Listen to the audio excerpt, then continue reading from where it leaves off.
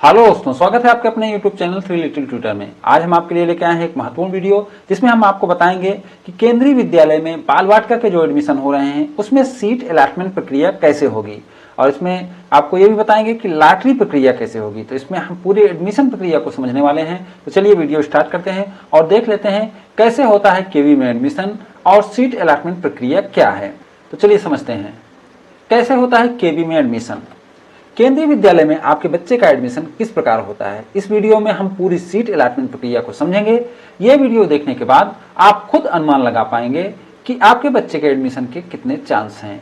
तो इस वीडियो को देखने के बाद आपको एक अनुमान लग जाएगा कि आपके बच्चे का एडमिशन होगा या नहीं होगा। कैसे होता है केवी में एडमिशन।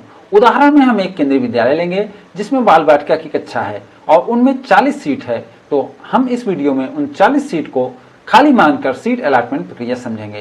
तो जो वीडियो मैं आगे आपको समझाने वाला हूं, बताने वाला हूं, उसमें हम 40 सीट लेंगे, क्योंकि बाल वाटिका में 40 सीट में एडमिशन हो रहे हैं। जो 450 विद्यालय इस बार सिलेक्ट हुए हैं उनमें एक ही सेक्शन में एडमिशन हो रहा है, यानी टोटल 40 सीट पे ही एडमिशन हो रहा है। तो इस वीडियो में हमने 40 सीट को ही खाली मानकर एडमिशन प्रक्रिया समझाई है। तो चलिए एडमिशन प्रक्रिया देख लेते हैं। सीट अलॉटमेंट प्रक्रिया आसान भाषा में।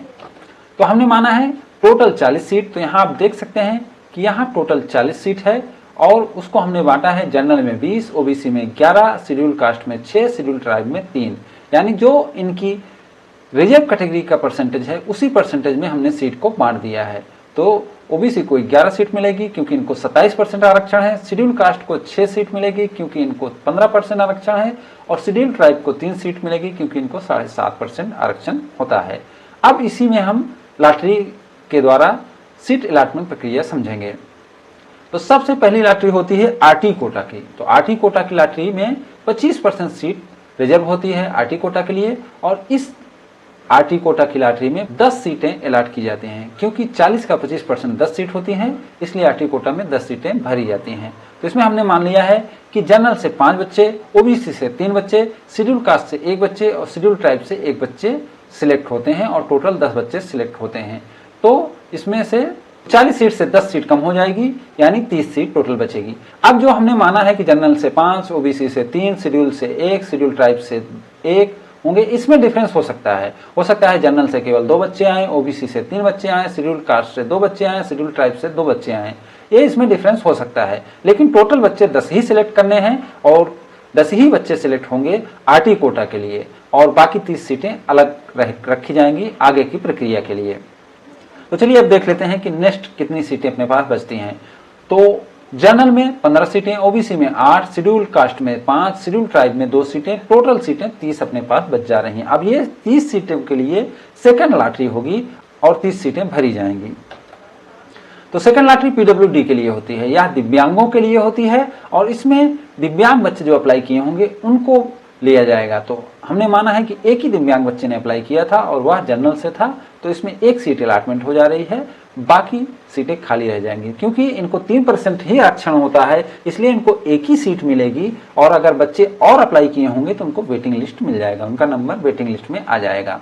तो अब अपने पास 29 सीट बचती हैं। इस 29 सीट के लिए अब अपनी तीसरी लॉटरी प्रक्रिया होगी, तीसरी लॉटरी निकाली जाएगी। तो तीसरी लॉटरी में कौन आते हैं? कैटेगरी 1 के बच्चे आते हैं। तो कैटेगरी 1 कौन है?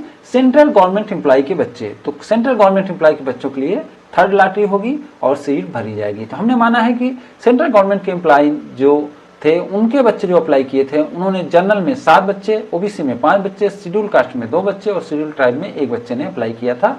टोटल 15 बच्चे अप्लाई किए थे। तो ये 15 बच्चों का एडमिशन हो जाएगा, और बाकी जो 14 सीट बची रहेगी उसके लिए फोर्थ लॉटरी होगी।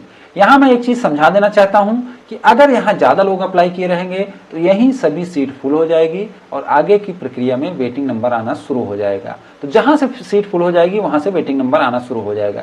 लेकिन मुझे पूरी प्रक्रिया समझानी थी, इसलिए मैं आगे तक सीट खाली लेके जा रहा हूँ और आपको प्रक्रिया समझा रहा हूँ। तो अब हमारे पास सीट बची 14 सीट बची, जो जनरल में 7, ओबीसी में 3, शेड्यूल कास्ट में 3, शेड्यूल ट्राइब में 1 सीट बची है। तो इसके लिए अब हम कराएंगे फोर्थ लॉटरी। फोर्थ लॉटरी होती है कैटेगरी 2 की। कैटेगरी 2 में कौन आते हैं? सेंट्रल गवर्नमेंट के पीएसयूज के कर्मचारी के बच्चे। तो अब ये सेंट्रल गवर्नमेंट के पीएसयूज के कर्मचारी के बच्चों के लिए लॉटरी होगी, और हमने माना कि सेंट्रल गवर्नमेंट के पीसीयूज के कर्मचारी के बच्चों ने जो अप्लाई किया था, जनरल से 2, ओबीसी से 1, एससी से 1 और एसटी से कोई बच्चा अप्लाई नहीं किया था। टोटल 4 बच्चे अप्लाई किए थे और चारों का एडमिशन हो जाएगा। तो 4 सीट भर गई, तो अब बची अपने पास 10 सीट। 10 सीट टोटल अपने पास बची है। अब ये 10 सीट के लिए अपनी 5th लॉटरी होगी, जो एससी एसटी ओबीसी के लिए होगी। ये लॉटरी बहुत महत्वपूर्ण है, इसको समझना आपको बहुत जरूरी है।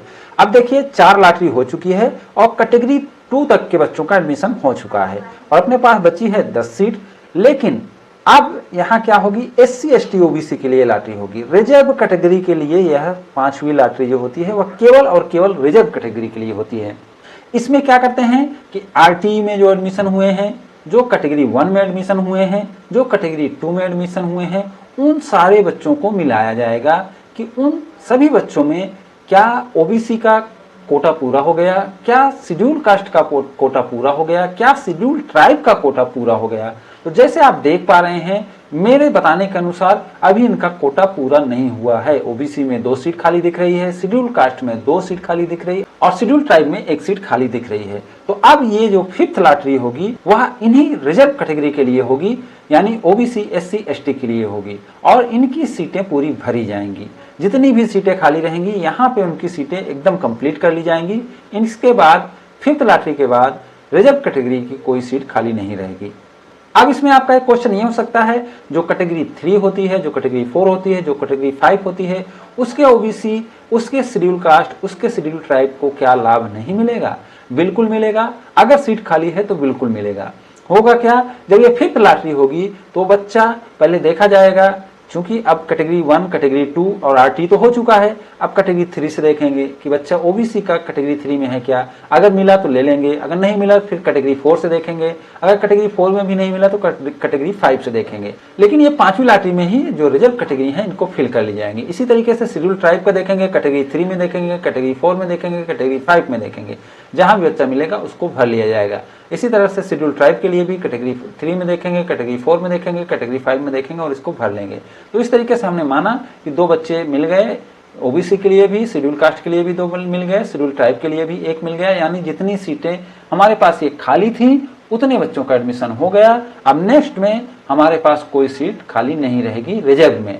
लेकिन एक चीज ध्यान देंगे कि जनरल में यहाँ कोई अलॉटमेंट नहीं होगा, जनरल का ज्यों का त्यों बचाया रखा जाएगा, क्योंकि यह लॉटरी जो 5th लॉटरी होती है वह केवल और केवल रिजर्व कैटेगरी के लिए होती है। तो अब नेक्स्ट में हम देखेंगे कितनी सीट बची। तो जैसे मैं बताया था कि अब रिजर्व कैटेगरी में कोई सीट नहीं बचेगी और इनका वेटिंग आना शुरू हो जाएगा और रिमेनिंग में अब केवल जनरल में 5 सीट बची है। तो इसके लिए 6वीं लॉटरी प्रक्रिया की जाएगी। तो 6वीं लॉटरी प्रक्रिया में कौन आएंगे? कैटेगरी 3 आएंगे, जो स्टेट गवर्नमेंट के बच्चे होते हैं, जो स्टेट गवर्नमेंट कर्मचारी के बच्चे होते हैं, उनका 3rd कैटेगरी में आएगा और 6th लॉटरी में आएगा। तो मानता हूं कि उनके बच्चे 3 थे और 3 का एडमिशन हो गया। तो बची हुई सीट के लिए 6th लॉटरी होगी। 6th लॉटरी कैटेगरी 3 के लिए होती है। कैटेगरी 3 में जो स्टेट गवर्नमेंट कर्मचारी के बच्चे होते हैं वह आते हैं। तो मैंने माना है कि स्टेट गवर्नमेंट कर्मचारी के 3 बच्चों ने अप्लाई किया था और तीनों को सीट मिल गई और अपने पास 2 सीट खाली रह गई है। तो उसके लिए अब 7th लॉटरी होगी। तो अपने पास 2 सीट जनरल में खाली रह गई है, इसके लिए 7th लॉटरी होगी और 7th लॉटरी कैटेगरी 4 के लिए होगी। और हमने माना है कि कैटेगरी 4 से एक बच्चे ने अप्लाई किया था तो उसको एडमिशन हो गया और बाकी अपने पास 1 सीट बच गई है, जो कि अब इसके लिए 8th लॉटरी होगी। 8th लॉटरी कैटेगरी 5 के लिए होती है और कैटेगरी 5 में सभी आ जाते हैं जो कि सरकारी नौकरी में नहीं है।